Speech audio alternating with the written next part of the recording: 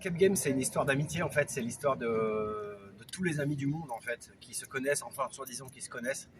Et en fait, l'idée c'est qu'ils vont se retrouver piégés dans un escape game à l'insu de leur plein gré, comme dirait l'autre.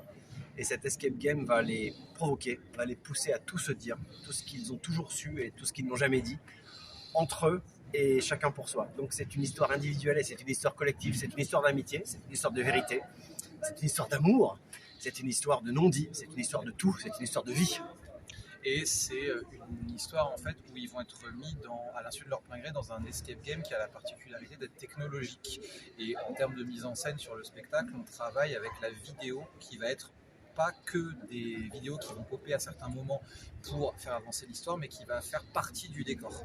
Où on a travaillé du coup avec une équipe, où on a mis aussi modestement des effets spéciaux à l'intérieur pour que ça habille la pièce et que ce soit le plus ludique possible et que les gens puissent... C'est pas interactif dans le sens où les gens jouent avec nous, mais on a voulu que la pièce soit le plus immersive possible et l'appui de la vidéo et de création sonore aussi qui vont parcourir toute la pièce va être un appui pour nous dans le jeu. Et en termes de ton, du coup, ça va nous permettre de basculer du rire à quelque chose de très tendu, à du drame, à quelque chose de très drôle, dans le but un peu de tenir les gens en haleine, un peu sous un format de montagne russe, quoi.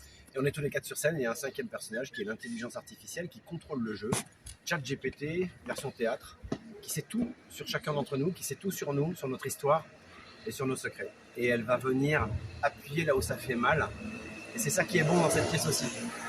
Et voilà, elle vient de passer devant l'objectif. Tel un fantôme. C'est la vie, c'est pas grave. En tout cas, on prend beaucoup de plaisir à la donner, cette pièce, et on espère que le public en prend autant en fait, à la partager avec nous, parce que c'est vraiment une aventure de tous les soirs, et on est toujours sur le fil en fait. Il se passe tellement de choses sur le plateau à la minute qu'on est tous sur un qui-vive permanent. Il y a le jeu, mais il n'y a pas que le jeu. Il y a les masques qui se fracturent, qui se brisent, et il y a nos vraies natures qui apparaissent. Et c'est vraiment c'est aussi profond que ludique. Voilà. C'est une comédie dramatique. Voilà. Une comédie dramatique. Plus la pièce avance, plus on passe des couches supérieures de l'amitié aux couches inférieures et on va dans l'intime, mais on se marre et on a peur et on grince. Hein, et on n'a pas tout dit, donc non, voilà, on va s'arrêter là. Il y a quand même des surprises malgré tout ce qu'on nous a dévoilé. De toute façon, parfois il faut se lancer du plongeoir. Sinon on passe à côté de la piscine.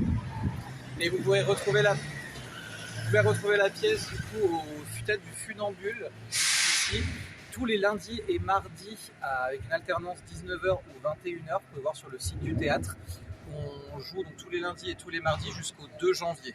Avec une relâche le 25 décembre et le 1er janvier, mais sinon tous les lundis et mardis, vous pouvez nous retrouver ici. On vous attend. À bientôt. À bientôt. Au revoir. Merci beaucoup.